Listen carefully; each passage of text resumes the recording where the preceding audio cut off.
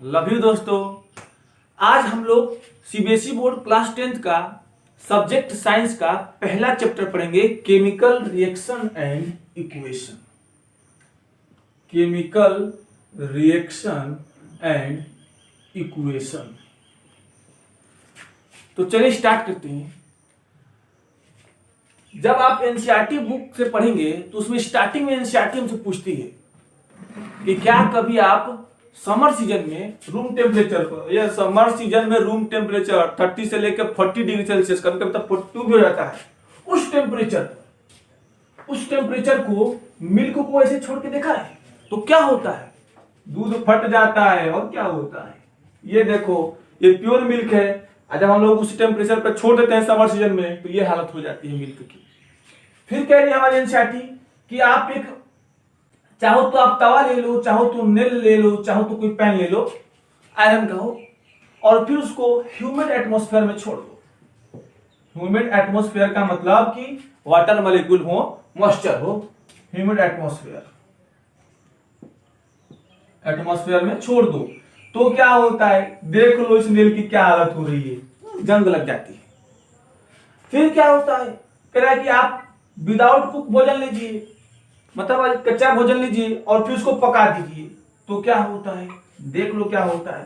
कह रहा है कि आप ग्रेप्स ले लीजिए और उनमें फर्मेंटेशन करा दीजिए, तो ये देखो फर्मेंटेड ग्रेप्स है। तो कह रही हमारी एनसीईआरटी क्या आप महसूस करते हैं, क्या ऑब्जर्व करते हैं? तो हम तो यही ऑब्जर्व करते हैं, ये जो पहले सब्सटेंस हैं इनमें कुछ चेंज हो गया है, और ऐसा चेंज हुआ है कि इसकी पूरी की पूरी, इन लोगों की पूरी इसमें आइडेंटिटी और नेचर ही चेंज हो गया है। यहां पर मिल्क है, यहां पर फटा हुआ मिल्क है, इसका नेचर अलग, इसका नेचर अलग। यहां पर नेल प्योर फॉर्म में दिखाई पड़ रहा है, एकदम आयरन, केवल आयरन ही है। यहां पर रिएक्शन कर लिया है और आयरन का ऑक्साइड बन गया है। मतलब कि इनका नेचर इनके नेचर से डिक्टो अलग है। इनका आइडेंटिटी ही चेंज हो चुका और नेचर ही चेंज हो चुका। जब ऐसा होता है कि किसी सब्सटेंस का नेचर और आइडेंटिटी चेंज रहता है तो ऐसे चेंज को हम लोग केमिकल चेंज बोलते हैं और कहते हैं कि कोई केमिकल रिएक्शन हुई है। आइए कुछ एक्टिविटी से हम लोग समझते हैं। मान लीजिए कि आप ले लीजिए पहले एक्टिविटी, मैग्नीशियम ले लीजिए। यहां से लेते हैं मैग्नीशियम, ये रहा मैग्नीशियम आपके सामने, मैग्नीशियम। फिर कह रहा है कि मैग्नीशियम को ऑक्सीजन की प्रेजेंस में आप इसको बर्न करें। तो मान लीजिए कि अब दिखाई पड़ रहा है मैग्नीशियम, ये मैग्नीशियम, और ये मैग्नीशियम को हम हवा में, एटमॉस्फेयर में तो ऑक्सीजन है ना 21%, हम जला रहे हैं, कुछ नहीं हो रहा है। क्यों? क्योंकि ऑक्सीजन से मैग्नीशियम के एटम को रिएक्शन करने के लिए कुछ एनर्जी चाहिए। तो वो एनर्जी देने के लिए हम लोग कैंडल जलाते हैं पहले। मान लीजिए ये है, मान लीजिए मैग्नीशियम का रिबन, जैसे ही हम लोग कैंडल जलाते हैं तो कुछ एनर्जी मिल जाती है मैग्नीशियम को, एटम को, तब वो एक्टिवेट हो जाते हैं और तुरंत एटमॉस्फेयर के ऑक्सीजन से रिएक्ट कर लेते हैं। तो ये हम लोग लगा दिए, मान लीजिए बर्निंग कैंडल लगा दिए। जब रिएक्शन होता है तो ये पूरा देखिए जला हुआ मैग्नीशियम का रिबन है, जला हुआ मैग्नीशियम का रिबन है। अब जब आप इसको हाथ से ऐसे कर लेंगे तो पूरा बुरादा बन जाता है। ये देखिए वाचग्लास में बुरादा हो गया। फिर दूसरी एक्टिविटी करिए। कह रहा है कि आप लेड नाइट्रेट लीजिए, ले लीजिए। ये देखिए lead nitrate pure liquid form में। कह रहा है कि और क्या ले लीजिए? पोटेशियम आयोडाइड ले लीजिए, ये भी लिक्विड फॉर्म में है, प्योर फॉर्म में। कह रहा है कि जब दोनों को आप आपस में मिलाएंगे तो देखिए आपस में मिलाते ही क्या हो गया, ये देखिए क्या होता है। यह लेड इस आयोडीन के साथ रिएक्शन करके लेड आयोडाइड बना लेता है, और फिर क्या होता है, ये नाइट्रेट पोटेशियम से रिएक्ट करके पोटेशियम नाइट्रेट बना लेता है। तो ये दोनों मिक्सअप हो जाते हैं। क्या देख रहे हैं आप? ये भी लिक्विड फॉर्म में, जब दोनों को रिएक्शन कराया गया तो देखिए नीचे प्रेसिपिटेट बन गया है, और क्या हुआ है? कलर भी चेंज हो रहा है। फिर तीसरा एक्टिविटी हमारी एनसीईआरटी कहती है कि आप जिंक ग्रेन्यूल्स ले लीजिए, जिंक ग्रेन्यूल्स। फिर कह रहा है कि आप HCl ले लीजिए, यहाँ पर आप HCl ले लीजिए, हाइड्रोक्लोरिक एसिड ले लीजिए। जब इनका रिएक्शन कराएंगे तो ये देखिए रिएक्शन रहा, क्या हो जाता है, ये जिंक इस क्लोरीन के साथ रिएक्ट करके जिंक क्लोराइड बना लेता है और हाइड्रोजन गैस देखिए ये उड़ रही है, हाइड्रोजन गैस। तो ये 3 एक्टिविटी कराने के बाद से एनसीईआरटी हमारे से कुछ केमिकल रिएक्शन के प्रॉपर्टीज बताती है। देखिए केमिकल रिएक्शन का मतलब क्या होता है, जब कोई सब्सटेंस ऐसा चेंज करता है खुद के अंदर या फिर उसके अंदर, फिर से केमिकल रिएक्शन क्या होता है, जब किसी सब्सटेंस में ऐसा चेंज होता है कि उसका नेचर और उसकी आइडेंटिटी ही बिल्कुल चेंज हो जाती है, तब इस चेंज को हम लोग क्या बोलते हैं, केमिकल चेंज, अर्थात बोलते हैं कि केमिकल रिएक्शन हुआ है। तो प्रोसेस को ही हम लोग केमिकल रिएक्शन बोलते हैं। डेफिनेशन लिख दे रहा हूं केमिकल रिएक्शन की द प्रोसेस बाय विच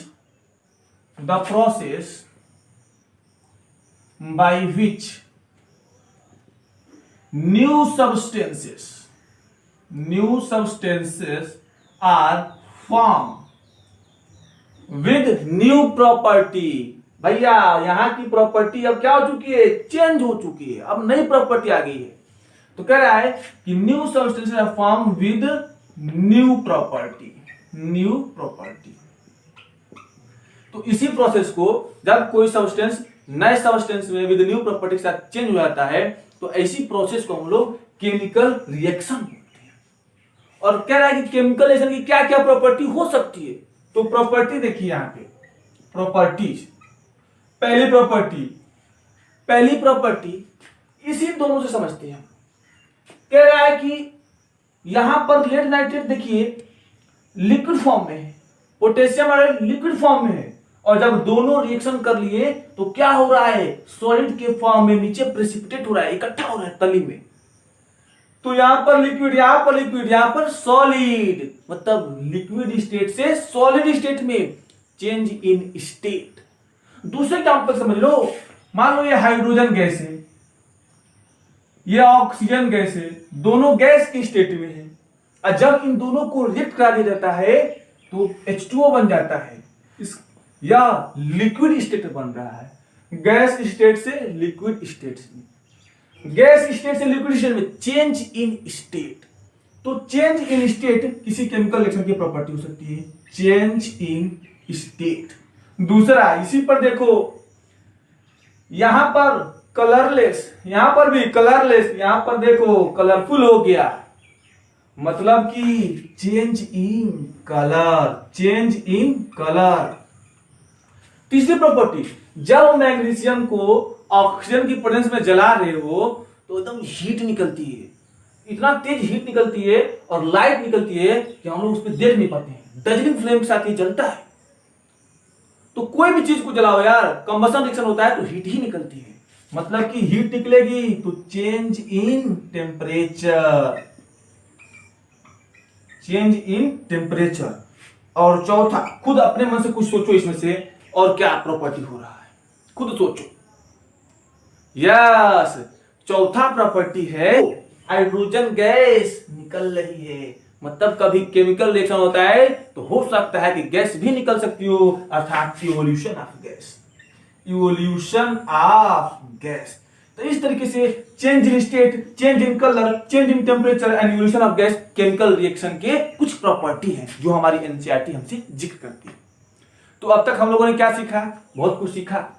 भैया केमिकल रिएक्शन क्या होता है, तो अगर कोई प्रोसेस में न्यू सब्सटेंस बनते हैं और उनकी प्रॉपर्टी न्यू हो जाती है, आइडेंटिटी न्यू हो जाती है और उनका नेचर बदल जाता है, तो ऐसे प्रोसेसेस को हम लोग केमिकल रिएक्शन बोलते हैं। केमिकल रिएक्शन के क्या क्या प्रॉपर्टी हो सकती हैं, तो चेंज इन स्टेट हो सकता है, चेंज इन कलर हो सकता है, चेंज इन टेम्परेचर हो सकता है, इवोल्यूशन ऑफ गैस हो सकती है। अब हम लोग पढ़ने जा रहे हैं कि केमिकल इक्वेशन क्या होता है। अब ये सब रहा केमिकल रिएक्शन, अब हम लोग पढ़ने जा रहे हैं केमिकल इक्वेशन। तो एग्जांपल समझते हैं, ऐसे बोला जा रहा है कि जब सल्फ्यूरिक एसिड को जिंक ग्रेनुल के साथ रिएक्शन कराया जाता है तो जिंक सल्फेट बनता है और हाइड्रोजन गैस निकलती है। अब इतनी बड़ी बात को समझने के लिए केमिस्ट्री में इक्वेशन का इस्तेमाल किया जाता है।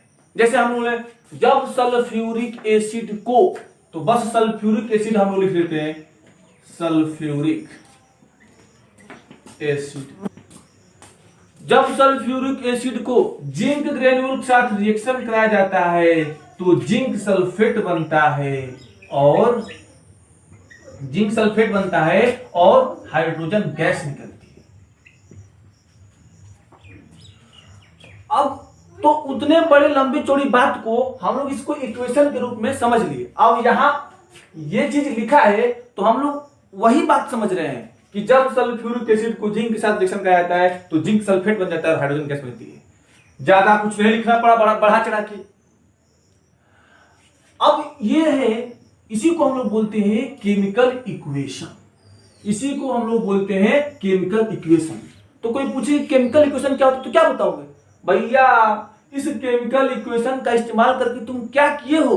किसी केमिकल रिएक्शन को ही तो शो कर रहे हो ना। और केमिस्ट्री में पढ़ रहे हो कि बायो में, केमिस्ट्री में तो डेफिनेशन बनती है कि chemical equation is a statement used in chemistry to express a chemical reaction. इस तरीके से केमिकल इक्वेशन होता है। फिर कह रहा है कि केमिकल इक्वेशन को लिखा जाता है तो उसके लिए 3 स्टेप होते हैं। फिर से जिन लोगों में चेंज होता है उन लोगों को हम लोग रिएक्टेंट बोलते हैं। जैसे में सल्फ्यूरिक एसिड और जिंक में चेंज हो रहा है तो जिंक सल्फेट और हाइड्रोजन गैस बन रही है। तो जिन लोगों में चेंज होता है उन लोगों को हम लोग रिएक्टेंट बोलते हैं। और चेंज के बाद जो चीजें बनती हैं उनको हम लोग प्रोडक्ट बोलते हैं। तो हमेशा रिएक्टेंट को, हमारा कौन सा हाथ है? लेफ्ट। तो हमेशा रिएक्टेंट को लेफ्ट साइड लिखा जाता है और प्रोडक्ट को राइट साइड लिखा जाता है। पहली बात, जिन लोगों में चेंज होता है अर्थात जिन लोगों में केमिकल रिएक्शन होने वाला होता है उनको हम लोग बोलते हैं रिएक्टेंट। तो रिएक्टेंट को हम लोग लिखते हैं लेफ्ट साइड। किसके साथ? अब देखिए ये सल्फ्यूरिक एसिड है, इसका फॉर्मूला होता है। जिंक एलिमेंट है तो इसका सिंबल होता है। तो हम लोग सिंबल या फॉर्मूले के साथ लिखते हैं रिएक्टेंट को। जब हम लोग केमिकल इक्वेशन लिखते हैं तो फॉर्मूला या सिंबल के साथ लिखते हैं। तो हम लोग पहली बात समझते हैं। पहली बात क्या कह रहा है? रिएक्टेंट को, अब देखिए ये है इक्वेशन। तो जो भी केमिकल्स होते हैं या फिर एलिमेंट होते हैं उनका, अगर एलिमेंट होता है तो उनके सिंबल होते हैं, और अगर कोई कंपाउंड होता है तो उसका अपना फॉर्मूला होता है। जैसे सल्फ्यूरिक एसिड है तो उसका फॉर्मूला होता है H2SO4। जिंक के एलिमेंट है तो उसका सिंबल होता है Z। तो कह रहा है कि केमिकल इक्वेशन लिखते वक्त रिएक्टेंट हो चाहे प्रोडक्ट हो, अगर वो कंपाउंड होगा तो हम लोग उसका केमिकल फॉर्मूला लिखेंगे, अगर वह एलिमेंट होगा तो उसका हम लोग सिंबल लिखेंगे। फिर से, और जिन लोगों में केमिकल रिएक्शन होने वाला होता है या फिर जो लोग रिएक्ट कर रहे होते हैं उनको हम रिएक्टेंट बोलते हैं। तो रिएक्टेंट को हम लोग लेफ्ट साइड लिखते हैं। Reactants are written on left side with plus sign between them. अगर 2 लोग रिएक्ट कर रहे होते हैं या फिर 2 से अधिक लोग तो उन लोगों के बीच में हम लोग प्लस साइन लगा देते हैं। With plus sign between them. दूसरा, प्रोडक्ट को कहां पर लिख रहे हो? राइट साइड में। तो सेम लाइन लिखना कि products are written on right side with plus sign between them. जब 2 या 2 से अधिक प्रोडक्ट होंगे तब हम लोग के बीच में प्लस साइन लगा देंगे। और तीसरी बात, एक एरो लगा दिया जाता है रिएक्टेंट और प्रोडक्ट के बीच में। एग्जांपल से समझते हैं। सल्फ्यूरिक एसिड कंपाउंड है, कंपाउंड के लिए फॉर्मूला होता है H2SO4 सल्फ्यूरिक एसिड का। जिंक एलिमेंट है, सिंबल होता है Z। जब इनको रिएक्ट कराया जाता है तो प्रोडक्ट कौन कौन से होते हैं? जिंक सल्फेट ZnSO4 और क्या है साथ में? Hydrogen gas H2। क्योंकि वो निकल रही, इवॉल्व हो रही है, ऊपर हवा में चली जा रही है, तो हम लोग उसको एरो लगा देते हैं कि हवा में हाइड्रोजन गैस उड़ रही है। इस तरीके से केमिकल इक्वेशन लिखा जाता है। फिर से जो सब्सटेंस रिएक्ट कर रहे होते हैं उनको हम लोग रिएक्टेंट बोलते हैं, और रिएक्शन के बाद जो बनते हैं उनको प्रोडक्ट बोलते हैं। रिएक्टेंट और प्रोडक्ट के बीच में एरो लगा दिया जाता है। अब इस रिएक्शन को और इंफॉर्मेटिव बनाने के लिए हम लोग अलग से क्या करते हैं?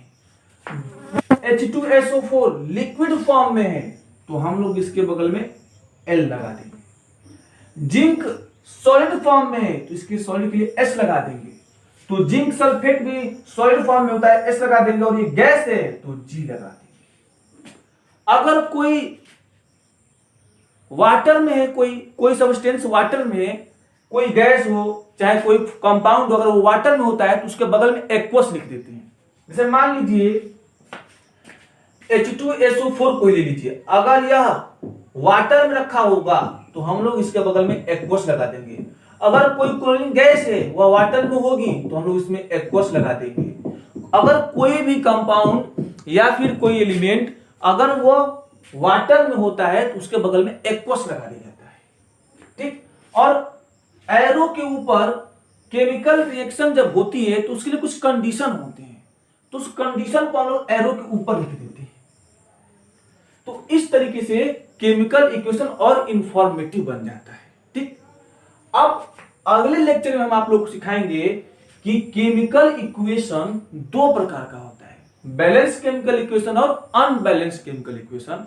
और अगर कोई केमिकल इक्वेशन अनबैलेंस होगा तो हम उसको बैलेंस करेंगे। ये सब हम लोग अगले वीडियो में सीखेंगे, तो इंतजार करिए। आप लोग को अच्छा लगा तो प्लीज इसको लाइक, शेयर और सब्सक्राइब करना ना भूलें।